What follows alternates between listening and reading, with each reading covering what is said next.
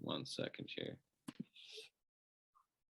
Hello and welcome everyone to this edition of our Tri Talks. I'm your host, Sebastian Porton, and with me today is Lucy Smith from Triathlon Canada. Lucy Smith is the coaching coordinator with Triathlon Canada and has been revamping the coaching program for the last couple of years. Lucy, can you tell us a little bit about yourself and kind of like what you enjoy about the sport of triathlon? Hi, Sebastian. Thank you for having me on. And what I enjoy about the sport of triathlon is that, I've been basically involved in triathlon since 1993. I was a late transfer athlete from the sport of athletics and road running. And I got into the sport mainly through doing some local triathlons, just like local community events around BC. And then sort of entered into the duathlon world as well, which back in the 90s and early 2000s was a really professionalized and really highly organized sort of series of events. And then sort of have basically worked my way through coaching and coaching age groupers and high performance athletes as I was sort of, transitioning away from my own career. And then for the past 4 years, I've been working with Triathlon Canada in this coach education role. So basically combining my love of triathlon, but my passion for coaching as much as my actual love of the sport itself. Is I have a very strong passion for coaching and coaching practice. And with an education background, somehow these three components have been married quite nicely, not perfectly, but been quite, they've been very helpful in helping me really revise and hopefully revitalize our coaching education in Canada. Right. And kind of like what inspired you to become like a triathlon coach? Well, it's interesting. I've been coaching since I was 16. So I was one of those kids that, I was coaching as a summer job. And now my first sport was sailing, actually, as far as coaching goes. So I grew up in a small town outside of Halifax in Bedford, Nova Scotia, right on a bay. I lived 5 minutes from the local yacht club. So my parents put me in sailing lessons at 10. And I was really lucky because I just had such a great experience in my first few years as a kid in the sailing program. And I really looked up to my instructors. I was one of those people. I looked at my instructor and I'm like, I want to be you. Like, I want to be in charge of this class. And so when I was 15, in order to become an instructor, I had to get my NCCP accreditation. Right. Just like we do in triathlon now. So way back then, when I was 15, I had to go to these. Back then, you actually had to take, for sailing, it was almost a whole week of an instructor course, and so you signed up, and you couldn't be a sailing instructor until you took. And there were levels. It was and at the time it was called the Canadian Yachting Association. It's now Sail Canada, but the Canadian Yachting Association, CYA, they had a very organized and valuable coaching system. They were probably one of the earliest sports to get on board with the NCCP, because I think the NCCP had only started in the 80s, right? Yeah, or in the 70s, late 70s. So I was really lucky. I got this really, really strong, professionalized coach education experience when I was a teenager, and so all the time that I was running, and then when I got into triathlon, I was always using everything that I knew to help others in the sport. It's just kind of who I was. I mean, I eventually did an education degree as well in my late 20s. So teaching and education and mentoring are just a part of everything that I've always done. So, and then eventually I started using triathlon coaching in the early 2000s as a way to is a way to sort of enhance my personal finances so that I could continue to compete as a professional athlete. Right on, yeah. Which is a very expensive thing to do unless you have, a personal backer. Right on, yeah. And so the coaching pathway in Canada here has been revamped over the last couple of years, thanks to you. And can you tell us a little bit about like why it's been revamped? Well, it's been revamped because it had kind of slipped sideways and it had gone dormant. So when I think in the early 2000s, probably whoever was in charge of triathlon at the time, they had started trying to work with the NCCP, or the Coaching Association of Canada, to build out our coaching pathways. It's something that all NSOs are asked to do, because you can't really, it's part of the whole sport administration system. You can't expect to develop athletes if you don't have coaches to develop the athletes. So it's all part of what an NSO has to do. But because I believe that we had such a small budget that nothing was ever put into the coaching education, and what we had prior to me coming in was this quite a valuable system that was done mainly by volunteers.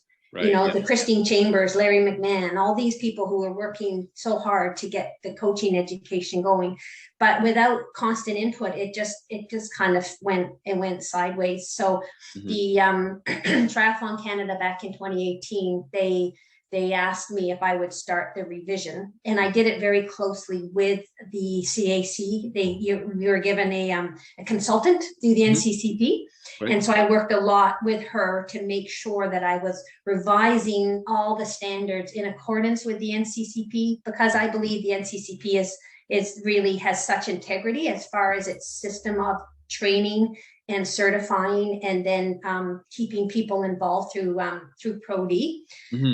So I mean, it's sort of the gold standard for coach education, even around the world. So it was a big project.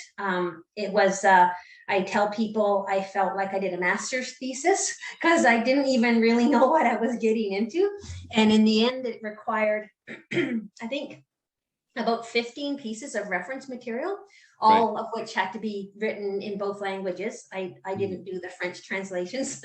And then, of course, all the infographics. And so that's basically what I've been doing. And as you can imagine, there was a major hurdle was thrown at us through the pandemic. Just as the CAC literally was writing me letters saying, we have approved your revisions.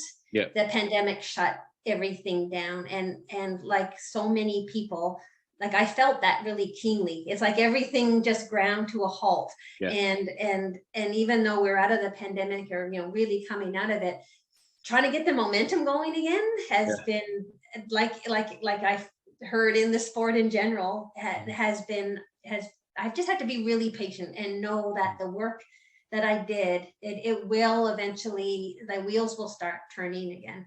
Absolutely, yeah. And so like with the revamp and stuff like that, I see that like Triathlon Canada has created like a coaching portal.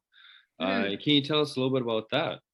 Yeah, I can. So the coaching portal, that also came about as a result of a Sport Canada mandate around safe sport. So my other role, like, in Triathlon Canada, I've actually changed roles because for a while there, I was the interim CEO as we were sort of gaining stability again. And then when we hired a new CEO, I've actually kind of gone into a dual role of being the manager of this coaching program, and then also being in charge of our whole athlete development pathway. So I can try to bring some cohesiveness to how we develop athletes across the country.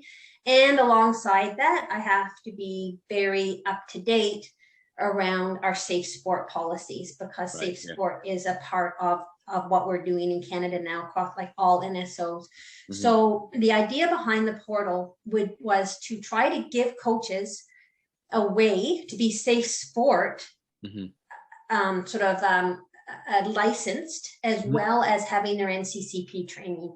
So by signing up on the Triathlon Canada coaching portal, you are required to have your criminal record check, to take safe sport training, and to take the rules course and have making ethical decisions, all the things that are mandated by Sport Can and CAC as safe sport training. And then by doing that, we can say, yes, this coach is registered as a safe sport coach, because without people being inside the portal in the system, we don't know. So that's it's really it's really a logistical way to streamline who has that safe sport training. And then we wanted to give people something as well. So if a coach is on the portal, you now have you now can expand what your coaching transcript is, and you can see where you are in the system as far as where your training is at. And if you want to become certified, what are the steps that you need to do? So we're still ironing out a lot of the kind of IT side of how the portal works, but the basis is that we now have a centralized area for coach education and training in Canada. Awesome. Oh, that's really great. And I mean, yeah, the safe sport piece is certainly very important to like NSOs and PSOs across the country. And well, it's great that there's that central point. How can somebody go at this point, like from a community certified level? Because the coaching pathway has been like, you can now be a community coach or like a competition coach. That's right. And like how can somebody go from like community certified coach to be like that competition like certified coach? That's a really good question. So we did, when in the revision, we tried to simplify things actually. So we basically simplified it into the community of the community coaching aspect, which really encompasses all youth starting the sport and kids, and then all age groupers. So everything that's not on the high performance or podium trajectory is now encompassed in community. Gotcha. And then comp dev, which we just now call it just competition coaching, it basically denotes the people in the high performance pathway. So they're two separate pathways. There's one, so you don't have to go in one and then go on to the other. And a lot of comp coaches or comp dev coaches are entering into the pathway after doing a master's in kinesiology, let's say, or a master's in sports science. And they've basically already covered off most of the training through the nature of getting a master's degree at university. So there is also some sort of overlap in the training and the comp pathway. And then the other thing that we did, and I really felt this was really important, was that at the community level, a coach can be certified, because I know that there are a lot of business coaches in Canada, or coaches who are running their coaching as a business, and their age group, population or community in their club or their business are really, really important people. These are middle-aged adults who have discovered this love of triathlon, that want to go to Ironman or half Ironman or age group world championships. They're really passionate about being able to get the highest out of their achievements in that sort of segment of triathlon.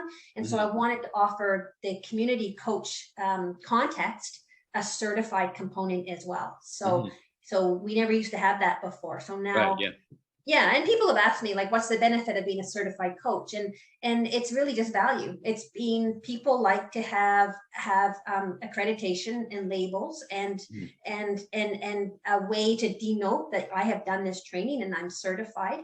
And to be a certified NCCP coach actually means something. I mean, it's a viable body of coach education. Absolutely. Yeah. And so if somebody got kind of into coaching today, what would kind of be like those initial steps, and kind of like what can they expect? That's a good point. What a lot of people don't realize is that on the CAC, the Canadian Association of Coaching site, there are a lot of free and introductory resources for coaches from any sport who are interested.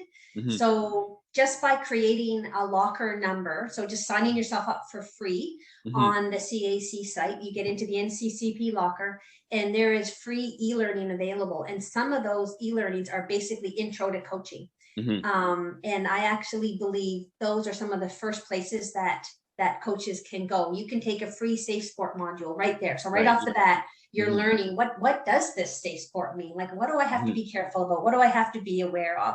And most people are, just through being good people and having good common sense, are coaching in a safe sport manner. We just have to quantify it now. And then after that, I think most coaches are getting into the system through their provincial organization, like yourself.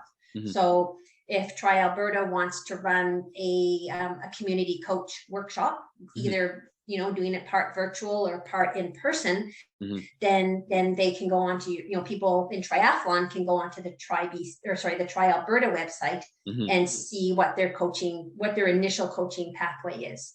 And if that is something that we worked out with the provinces, that at the community level, we want the provinces to pick up the coaching system and run with it, because the coaches are your membership.